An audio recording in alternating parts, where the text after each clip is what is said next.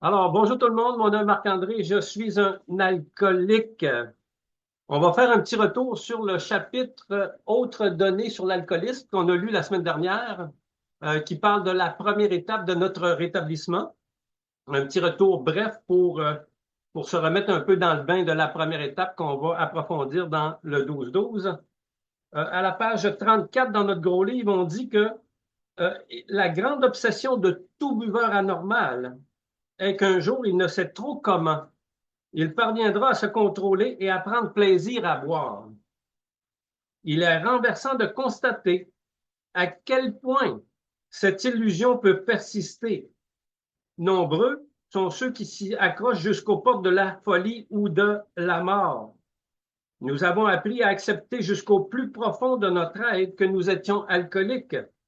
C'est la première étape vers le rétablissement.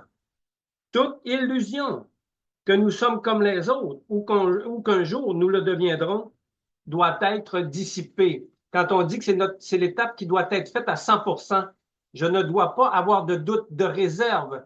Et je dois me servir de mon expérience de buveur pour confirmer que si un jour j'ai l'idée d'aller boire, il ne faut pas que j'oublie que le premier verre déclenche une soif insatiable, hein, l'allergie physique. Ça, c'est à la page 34. Ensuite, on va aller à la page 39, toujours dans le chapitre Autres données sur l'alcoolisme de notre gros livre. On nous dit là que même si vous êtes capable de ne plus boire pendant une très longue période, vous pouvez être un alcoolique en puissance. Et on va voir pourquoi. Parce qu'on dit en bas de la page 39, c'est pourquoi nous allons décrire quelques-uns des états d'esprit qui précèdent une rechute, alors qui précèdent le premier verre. Dans quel état d'esprit se trouve la personne atteinte de l'alcoolisme? Car il est évident que c'est là le cœur du problème. Que se passe-t-il dans la tête d'un alcoolique qui répète chaque fois l'expérience désespérée du premier verre? Alors, il est important, hein, notre programme nous amène à, à découvrir qu'est-ce qui ne va pas dans mon esprit qui me pousse, qui me porte à aller vers la bouteille. Parce que mon état d'esprit m'amène de l'inconfort. Et on sait que l'alcool, hein, le docteur Silois nous l'a dit, que l'alcool a un effet d'évasion, d'illusion, une sensation de bien-être sur nous. Hein, ça nous libère. Alors que c'est une fausse libération. C'est une illusion. Ensuite, on parle à la page 42, hein, toujours dans le chapitre Autres données sur l'alcoolisme, on parle là, euh, on parle du curieux phénomène mental. Parallèlement à notre raisonnement sensé, inévitablement, il nous donnait des excuses insensées et injustifiées pour prendre notre premier verre. Notre bon sens ne parvenait pas ne parvenait pas à nous retenir et la déraison prenait le dessus. En certaines circonstances, et là on confirme l'état d'esprit, en certaines circonstances, nous nous sommes délibérément enivrés, nous croyant justifiés par la névrose, la névrosité, la colère, l'inquiétude, la dépression, la jalousie ou un sentiment du même genre. Cependant, même dans ces cas-là, nous sommes forcés d'admettre que notre démesure est la légèreté de l'excuse, qui, selon nous, justifiait notre rechute. Nous n'avions pas réfléchi sérieusement aux conséquences énormes qui résulteraient. Hein, combien d'entre nous là, qui sont allés prendre un petit verre juste pour le plaisir, après le travail, après une partie de hockey ou de peu importe, un sport, une activité sociale, une activité amicale. Mais lorsqu'ils ont pris le premier verre, tout a changé. Pourtant, c'était pour le plaisir, pour le fun. Mais l'état, hein, l'alcool transforme l'esprit de l'alcoolique. Alors, on dit aussi à la page, à la page 47, toujours dans le chapitre de la première étape dans le gros livre, on dit, j'avais pris ce premier verre avec la même désinvolture que s'il s'était agi d'un soda. Je me rappelais maintenant ce que mes amis alcooliques m'avaient dit. Et ils m'avaient prévenu que si j'avais le tempérament d'un alcoolique, le jour viendrait où je recommencerais à boire. il m'avait dit que même si j'étais sur la défensive, un jour, sous un prétexte banal, mes défenses céderaient. Et là, on nous donne la solution. Alors, regardez bien ce qu'on dit là, à la fin du chapitre de la première étape dans le gros livre. On dit, nous le rappelons encore une fois, il y a des moments où l'alcoolique se trouve mentalement démuni devant le premier verre. Sauf de rares exceptions, ni lui ni aucun être humain ne peut lui fournir les moyens de se défendre dans ces moments d'étrange vide mental où l'obsession reprend la prise de mon esprit, qu'il n'y a pas personne à qui je peux jaser ou communiquer ou appeler, parce que ça peut arriver à tout moment, là. On dit, ni lui ni aucun être humain ne peut lui fournir les moyens de se défendre. Le secours doit lui venir d'une puissance supérieure. Pourquoi? Pour qu'elle désamorce mon obsession vers l'alcool, pour me reconnecter à ma puissance supérieure qui va me ramener dans un état d'esprit raisonnable et non pas déraisonnable. Alors ça, c'est le petit résumé de notre première étape dans le gros livre. Maintenant, on va aller voir qu'est-ce que notre première étape dans le 12-12 nous dit. On va aller à la table des matières. Table des matières, page 5 dans le 12-12. Première étape qui dit, nous avons admis que nous étions impuissants devant l'alcool et que nous avions perdu la maîtrise de notre vie. Et dans ce chapitre-là, dans cette étape-là, on va voir qui veut s'avouer totalement vaincu. L'aveu de son impuissance est le premier pas vers la libération. C'est une promesse déjà, là. Hein? Dans les premières lignes du 12-12, c'est déjà une promesse. On va être libéré de l'obsession de boire et beaucoup plus d'autres choses. On va le voir dans les étapes. On dit relation entre l'humilité et la sobriété. Obsession mentale doublée d'une allergie physique. Pourquoi chaque membre des AA doit-il toucher son bas-fond? On va répondre à toutes ces questions-là à travers la première étape. Alors, on va aller dans notre 12-12 à la page. Moi, j'ai la page 23 de mon 12-12. On dit à cette page-là, qui veut s'avouer totalement vaincu? Presque personne, évidemment. Tous nos instincts naturels se rebellent à l'idée de l'impuissance personnelle. Et la référence pour nos instincts naturels, c'est à la page 49 dans la quatrième étape du 12-12. On nous parle de nos instincts naturels. Hein, on nous dit là, ce n'est pas, à la page 49, on dit, ce n'est pas sans raison que la nature nous a dotés d'instincts. Sans eux, nous serions des êtres humains incomplets. Si les hommes et les femmes ne recherchaient pas la sécurité personnelle, alors la sécurité personnelle, c'est un instinct qu'on a naturel. S'ils ne faisaient aucun effort pour se procurer à manger, à se construire des abris, personne ne pourrait survivre. S'ils refusaient de se reproduire, la Terre serait dépeuplée.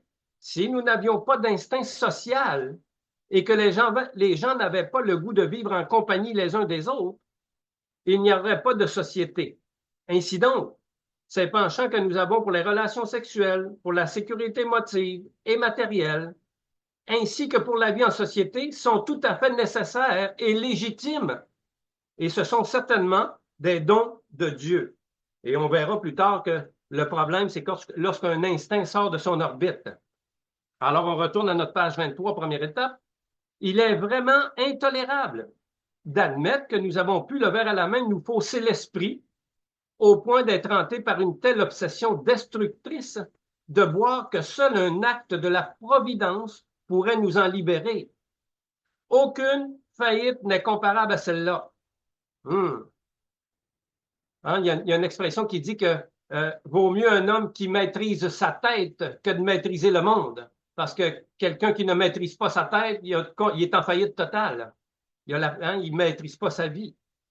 Ensuite, on dit, devenu pour nous un créancier vorace, l'alcool nous a volé toute autonomie et toute volonté de résister à ses exigences. Lorsque nous reconnaissons cette implacable réalité, c'est que notre vie est devenue une faillite totale. On dit un petit peu plus bas. Mais une fois entrés chez Léa, nous voyons différemment cette humiliation absolue. Alors, elle va devenir un outil. Elle va se transformer en quelque chose de positif. Je vais me servir de cette humiliation pour développer un autre mode de vie, une nouvelle façon d'être, tout simplement. Tomber du côté positif et non pas m'en servir comme destruction. Nous nous rendons compte que seule la défaite totale peut nous permettre de nous engager sur la voie de la liberté et de la force. L'aveu de notre impuissance se transforme en solide fondation sur lesquelles nous pouvons construire une vie heureuse et utile. Alors, c'est encore des promesses. Nous savons qu'un alcoolique gagnera bien peu à se joindre au AA s'il n'a pas d'abord reconnu sa désastreuse faiblesse et toutes ses conséquences. Alors, quelqu'un qui rechute, puis qui tombe dans d'autres dépendances ou qui se promène, ben, il n'a pas admis à 100% sa défaite totale. Il garde encore des réserves. On l'a lu dans le chapitre de la première étape. Nous devons perdre cette illusion que je peux consommer normalement, que je peux être un alcoolique normal. C'est impossible. On le dit dans notre littérature, alcoolique un jour, alcoolique toujours. Je dois être honnête envers moi-même. On dit, à moins d'un tel acte d'humilité, sa sobriété, s'il en a, demeurera précaire. De véritable bonheur, il n'en trouvera pas du tout. Wow! C'est fort, les mots sont forts, hein? Alors, on dit, le principe voulant que nous ne puissions pas trouver de force durable, à moins d'admettre notre défaite totale, est le gemme profond qui a permis à notre mouvement de naître et de s'épanouir. Devant le défi de s'avouer vaincu, la plupart d'entre nous se sont révoltés. On va voir hein, ce genre de personnage-là, hein, c'est reconnu chez les membres. Beaucoup de, même, puis je parle de moi, là, j'étais très, très, très révolté. Moi, j'étais enragé, j'étais les dents serrées, là, une bombe à retardement, prêt à exploser à tout moment. J'étais révolté contre la vie, contre tout le monde. Et je me demandais comment ça se fait que j'étais malheureux. Oh, aïe, aïe, aïe. Ensuite, on dit, nous nous sommes adressés au haut dans l'espoir d'y retrouver la confiance en nous-mêmes. Et maintenant, on nous disait que face à l'alcool, la confiance en soi ne valait absolument rien. En fait, c'était un désavantage. Hein, ça nous amène à notre ami Bill quand il dit que dans son chapitre, il nous dit, je croyais que la connaissance de soi était la solution. Et il nous dit dans ce chapitre que c'était en fin de compte son handicap suprême. Bill, il était trop intelligent. Il se croyait trop intelligent. Il fonctionnait par l'orgueil, par la volonté déchaînée. Et c'est lorsqu'il a admis sa défaite totale que Bill a commencé à se rétablir, a pu se rétablir. C'est un désavantage, son intelligence. Il dit, nos parents nous ont expliqué que nous étions victimes d'une obsession si puissante et si subtile qu'aucune volonté ne pouvait la vaincre. Il est tout simplement impossible, disait-il, de venir à bout de cette obsession par la seule force de volonté. Hein, il y en a sûrement ici qui ont essayé d'arrêter. Hein? Puis, on a pu arrêter un certain temps, un moment, une semaine, 2 jours, une journée, même des fois 2 heures. Pourtant, on s'était promis de ne pas en prendre la semaine, mais 2 heures plus tard, on se ramasse avec un verre dans le nez. Puis bon, ah oui, on a vite oublié les souffrances d'hier, les humiliations d'hier. C'est ça l'obsession de boire, c'est plus fort que tout. Ensuite, on dit, et comme pour ajouter à notre confusion, nos parents insistaient sur notre vulnérabilité devant l'alcool. Une allergie, disait-il, l'alcool, ce tyran, brandissait sur nous un glaive à 2 tranchants. Nous étions affligés non seulement par une folle obsession qui nous condamnait à continuer de boire, mais aussi d'une allergie physique qui finirait certainement par nous détruire en même temps. Et le problème des rechutes, souvent, c'est ça, c'est que les gens pensent qu'après un certain temps, je me sens bien, je suis plus confortable dans ma tête, dans mon esprit, ma vie va mieux. Les personnes oublient l'allergie physique à l'alcool. Et ça, c'est un danger. Lorsque j'oublie que lorsque le premier verre déclenche une soif insatiable, hein, le docteur Siloak nous le confirme, et le chapitre de la semaine dernière de la première étape nous l'a confirmé dans chaque cas, ils ont oublié qu'il y avait l'allergie physique. Et les trois ont retombé dans l'alcool. Et ils ont dégradé assez rapidement. Ensuite, on dit, À la page 25, les statistiques pouvaient le démontrer. Les alcooliques n'arrivent presque jamais à se rétablir par eux-mêmes. Au premier jour du mouvement, seuls les cas les plus désespérés acceptaient d'avaler et de digérer cette amère vérité. Mais ceux qui en étaient presque à leur dernier soupir avaient souvent du mal à reconnaître à quel point ils étaient effectivement irrécupérables. Hein, la première préface de notre gros livre, on dit « Nombreux sont ceux qui ne saisissent pas que l'alcoolique est une personne très malade. » Je ne savais pas à quel point que j'étais malade, émotivement, mentalement. Je ne savais pas que j'avais une allergie physique à l'alcool. C'est tous les alcooliques anonymes là, qui m'ont enseigné ça, qui m'ont appris. Et là, comment je fais pour me rétablir d'une maladie si je ne la connais pas? Si j'ignore qu'est-ce que c'est la maladie, ça va être difficile de me rétablir. Alors, le docteur Siloak a une importance. Il me décrit la maladie et la personnalité alcoolique.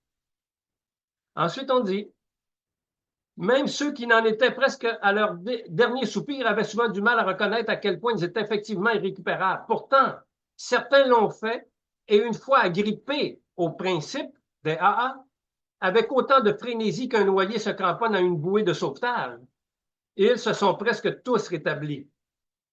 Un petit peu plus bas, dans le même paragraphe, on dit « Plusieurs alcooliques moins mal en point s'adressaient au AA, mais sans succès, parce qu'ils ne pouvaient pas faire cet aveu d'impuissance. Heureusement, la situation a bien changé au cours des années suivantes. Des alcooliques qui avaient encore une bonne santé, qui avaient toujours leur famille, leur emploi et même 2 voitures dans le garage commençaient à s'apercevoir qu'ils étaient alcooliques. Grâce à cette évolution, des jeunes gens qui n'étaient plus guère que des alcooliques en puissance se sont joints à eux, s'épargnant ainsi les dernières 10 ou 15 années d'enfer que nous avions connues. Hein, la référence, c'est l'opinion du médecin. Vous irez voir ça. Il parle des 5 types d'alcooliques. Hein, les cas les plus désespérés, on parle du psychopathe, on parle de ceux qui vont diminuer les consommations, on ceux qui vont arrêter pour un certain temps. Ensuite, il y a le maniaco-dépressif hein, dans l'opinion du médecin. Et le 5e type, c'est celui qui est fonctionnel dans tous les domaines de sa vie et que face à l'alcool, il perd la maîtrise. Mais pourtant, il fonctionne bien dans sa vie extérieure. Mais intérieurement, c'est la faillite totale. Il a besoin de cet alcool-là pour fonctionner dans la vie, tout simplement. Ensuite, on dit, puisque la première étape exige de reconnaître la perte de la maîtrise de sa vie, comment ces personnes pouvaient-elles franchir cette étape? De toute évidence, il nous fallait élever le niveau de bas-fond que nous avions touché pour qu'ils puissent s'identifier. Ça veut dire que, ce qui veut dire, ça veut dire qu'on n'avait pas besoin de se ramasser à la rue comme des clochards. Tu peux être à la maison, une femme à la maison en train de boire, en train de faire le lavage, en train de faire à manger. Et il y a des femmes alcooliques qui étaient à l'époque, là. Bien sûr. Hein, c'était caché. Ensuite, on dit, en revenant sur notre passé de buveur, nous pouvions démontrer que nous avions perdu le contrôle bien avant de nous en rendre compte, même alors, boire était plus qu'une simple habitude. C'était en fait le début d'une progression fatale. Hein, quand vous faites un retour sur votre manière de boire, là, moi, je savais là, après une bière, là, wow, j'avais toujours un goût immodéré. J'avais toujours le besoin d'en prendre plus. Le besoin est insatiable. Tu essayeras ça de faire avec un 2 litres de Pepsi. Ben, je peux te confirmer que tu vas avoir mal au ventre. Mais si tu prends un 2 litres de bière, tu vas en vouloir 4, 6, 12 litres. Hein? Ben oui, mais c'est ça, le besoin insatiable de boire. Moi, donne-moi une caisse de 24 de bière, puis je passe au travers. Mais un gros 2 litres de Pepsi, j'ai mal au ventre en tape, ça fait mal, puis je me dis, j'ai le goût de vomir. Mais donne-moi de la bière, pas de trouble. Donne-moi un verre de fort, pas de trouble. J'en veux, j'en veux. Et c'est ça, l'allergie physique à l'alcool. Alors, vous pourrez faire l'expérience avec un 2 litres de Pepsi. Je vous dis déjà que vous allez avoir mal au ventre, puis au cœur, puis mal à la tête, parce que c'est beaucoup de sucre. Les conséquences, hein?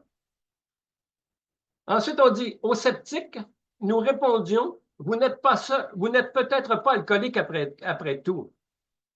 Pourquoi ne pas essayer de boire modérément pendant un certain temps, sans oublier ce que nous avons dit au sujet de l'alcoolisme? Cette attitude produisait sans délai des résultats tangibles. Nous avons découvert que si un alcoolique expliquait à un autre la vraie nature de sa maladie, ce dernier n'était plus jamais le même. Alors, quand on va à la référence pour expliquer la maladie, c'est à la page 104, 105 et 106, 107 de notre gros livre. Dans le chapitre de notre 12e étape, au secours des autres. Dans ce chapitre-là, on explique très bien à la page 104, amener la conversation sur un aspect particulier de l'alcoolisme. Parlez-lui suffisamment de vos habitudes de buveur, des symptômes que vous aviez, de vos expériences, pour l'encourager à parler de lui. Ensuite, on dit, insistez sur les ennuis que l'alcool vous a causés en prenant bien garde de ne pas le sermonner ou le discourir. Dites-lui combien vous avez été déconcerté. Décrivez-lui, finalement, on dit décrivez-lui les luttes que vous avez menées pour arrêter de boire. Montrez-lui quelles contorsions mentales nous conduisent à ce premier verre qui débouche sur une cuite. Alors, page 104, 105, 106, 107, c'est vraiment là de prendre le temps pour qu'un nouveau soit capable de s'identifier, c'est de lui parler de notre manière de buveur, de notre état d'esprit de buveur, pour qu'il soit capable de s'identifier à travers notre propre expérience. Et là, il va être en mesure d'un peu plus de se reconnaître comme alcoolique. Et par la suite, on va lui amener la solution spirituelle. Parce que des fois, l'inverse, ça peut avoir un effet plus négatif. Alors, la méthode, qu'est-ce qu'elle dit? Puis c'est écrit dans la méthode, comment, qui nous étions. Alors, qui nous étions, c'est ma relation avec l'alcool, ma déchéance dans l'alcool. Ensuite, qu'est-ce qui m'est arrivé? Mon bas-fond, ma rencontre avec Alcoolique Anonyme. Et qu'est-ce que je suis devenu à travers AA et le programme, simplement. Alors, c'est les références de transmettre le message. Et la personne, ça peut amener la personne à approfondir la compréhension de la première étape, notre propre expérience. Ensuite, on dit, après, nous avons découvert que si un alcoolique expliquait à un autre la vraie nature de sa maladie, ce dernier n'était plus jamais le même. Après chaque cuite, il se répétait, CAA avait peut-être raison. Après quelques expériences du genre, souvent bien des années avant l'apparition de complications extrêmes, il abdiquait et revenait chez nous. Tout comme nous, il avait vraiment touché son bas-fond. La dive bouteille était devenue notre meilleur avocat. Pourquoi tant insister sur la nécessité pour chaque membre des AA de toucher son bas-fond? Parce que sinon, bien peu de gens entreprendront sincèrement de mettre en pratique le programme des AA. La pratique des 11 autres étapes oblige à des attitudes et à des gestes que ne sauraient imaginer la plupart des alcooliques qui boivent encore. Encore cette semaine, quelqu'un me disait avoir su. Ben oui, oui. Non, avoir su. Moi aussi, j'ai eu la même réflexe. Avoir su que c'était ça le cheminement. Ouf! Une chance que mon parent m'a pas tout dit. Parce que, mais non. Alors, c'est un progrès. On parle de progrès. On dit ensuite, qui veut être parfaitement honnête et tolérant, qui tient à avouer ses fautes à une autre personne et à réparer le mal qu'il a fait, qui se soucie le moindrement d'une puissance supérieure, sans parler de la méditation et de la prière, qui est prêt à sacrifier son temps et son énergie pour tenter de transmettre le message des AA à un autre alcoolique. Et la référence de ça, c'est à la page 15 du gros livre. Non, l'alcoolique généralement égoïste à l'extrême n'a aucune inclination à ce sens, à moins d'y être obligé pour sauver sa propre vie. Sous le fouet de l'alcoolisme, nous sommes entraînés vers les AA et c'est là que nous découvrons le caractère fatal de notre état. Alors, et alors seulement, pouvons-nous, à l'exemple des mourants, ouvrir notre esprit et accepter d'écouter. Nous sommes prêts à tout pour nous libérer de cette impitoyable obsession.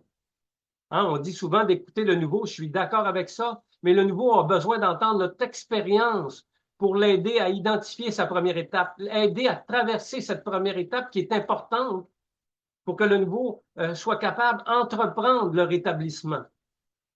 Et ce petit paragraphe-là, c'est l'annexe 2. On va aller le voir un peu plus tard dans les prochaines semaines. Hein, puis j'ai rajouté pour la fin, là, avec la boisson, moi, je reprends le contrôle de mon esprit et je perds la maîtrise de mes comportements. Sur l'effet de la boisson, là. À jeun, je perds la maîtrise de mon esprit. À jeun, là, je perds la maîtrise de mon esprit et je reprends la maîtrise de mes comportements. Parce qu'à jeun, j'ai une certaine réflexion. Je suis capable un peu de contrôler. Mais sous l'effet de la boisson, moi, je perds tout, là. Je perds complètement tout. Alors, c'est notre première étape du programme de rétablissement. Nous avons admis que nous étions impuissants devant l'alcool et que nous avions perdu la maîtrise de notre vie. Alors, voici notre première étape. À vous